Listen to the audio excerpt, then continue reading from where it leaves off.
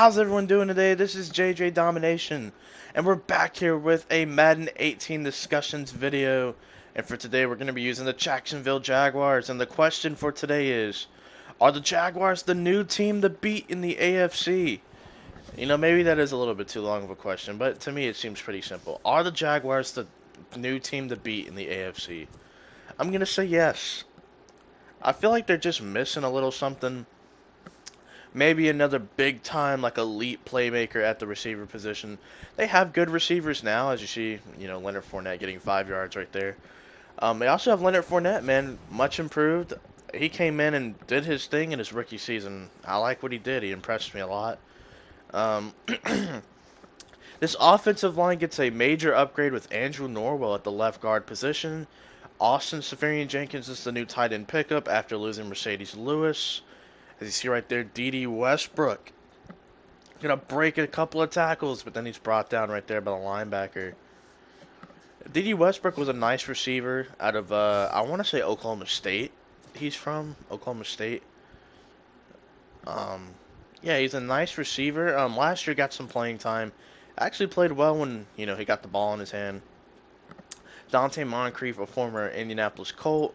Marquise Lee was the third receiver on this team 2 years ago, and now he's the number one receiver because of the exit of Allen Hurns, who is with Dallas, and Allen Robinson, who is with the Chicago Bears.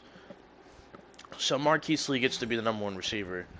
This offensive line, aside from Andrew Norwell and Brandon Linder, it's just meh. I mean, Cam Robinson has a chance to be something good. Jeremy Parnell, I feel like he's okay. Like, he's just okay. And AJ can. He still has a lot of potential to get better. But right now, man, I'm just seeing it.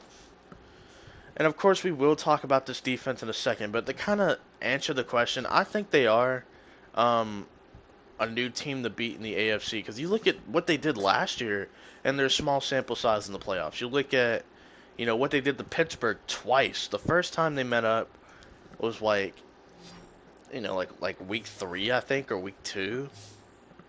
They destroyed them. They beat them 30-9. I mean, it was just a brutal matchup. Big Ben was not having, the best of days. The team pretty much struggled. The team being the Pittsburgh Steelers, as you see, I threw the ball like a half second too early right there on that route, which makes me settle for 3. But yeah, 30-9, the Steelers got beat, and then they go to the playoffs, right? And then they get in like this shootout of a game, and the Jaguars' offense in a shootout with like Blake Bortles as quarterback. Yeah, I know, it's crazy. And the Jaguars end up winning 45-42 in a shootout with one of the best offenses in the league, Pittsburgh. The Jaguars were able to keep up with Pittsburgh. The only thing that's stopping them, and it's the only thing that stops a lot of the teams in the AFC, is you see a big hit from Ronnie Harrison, the new rookie safety. Oh, it's the same thing that stops all the other AFC teams. It's the New England Patriots. Now, the game that they played in the AFC Championship seemed a little fishy. Now, we know about games being rigged in other sports. That one seemed like it was fixed for the Patriots. I'm not going to lie. I hate to be that conspiracy theorist out there, but I just feel like, in my opinion, it was kind of fixed. Like, the Jaguars played too well to lose that game. And I know there's like Patriot fans out there who are going to be like, oh, stop hating. Everyone's always hating on the Patriots, saying they cheat and this and that. Well, I understand. And look, I'm not one to say that the Patriots cheat. I'm just saying, in that game, it was kind of suspect because I feel like for the majority of that game, the Jaguars did everything right.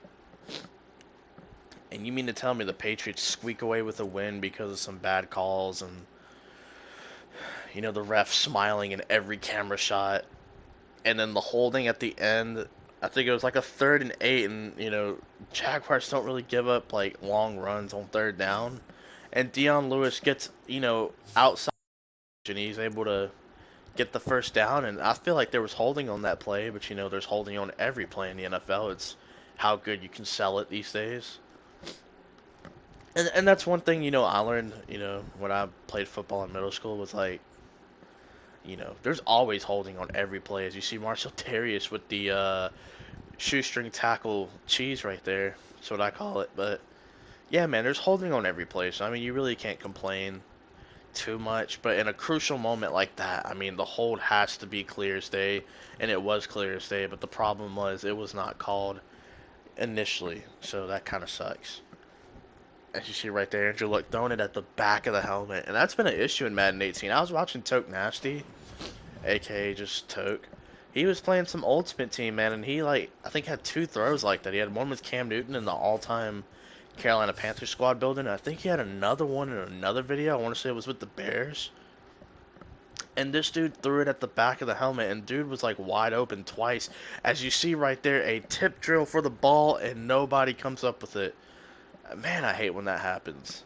But anyway, I'm going to have 36 seconds to try to score. Bottom line, I think the Jaguars just need to get past the Patriots. If they can somehow get past the Patriots, kind of like the Denver Bronco teams had to do, kind of like the Baltimore Ravens when they went on their title run, I feel like if they are just able to somehow get past the Patriots, they are going to be in great position because they already have the best cornerback tandem in the league. They have the best duo, at least, with Jalen Ramsey and A.J. Boye. They have Telvin Smith and Miles Jack, who I think are 2 of the most athletic linebackers in the league, aside from like Deion Jones and Ryan Shazier and Levante David. Those are like 2 of the top 5 linebackers in terms of athleticism and coverage ability combined. And as you see, Dante Moncrief, speaking of coverage ability, where was the defense on that play? Because my boy Dante Moncrief just got an 80-yard touchdown. But then we look at this Jaguars defensive line. I should have talked about them more on defense instead of rambling about how there was like a holding call and this and that in the Patriots game last year.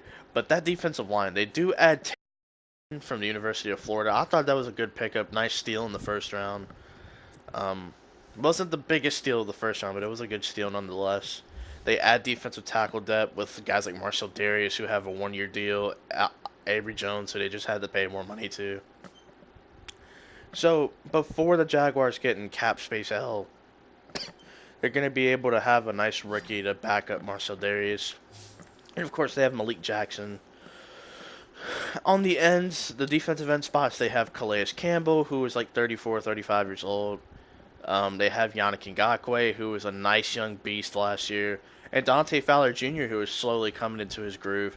I think he's on an expiring deal as well, so hopefully they are able to give him the bag and pay him some money. Because, you know, I'd like to see him out there.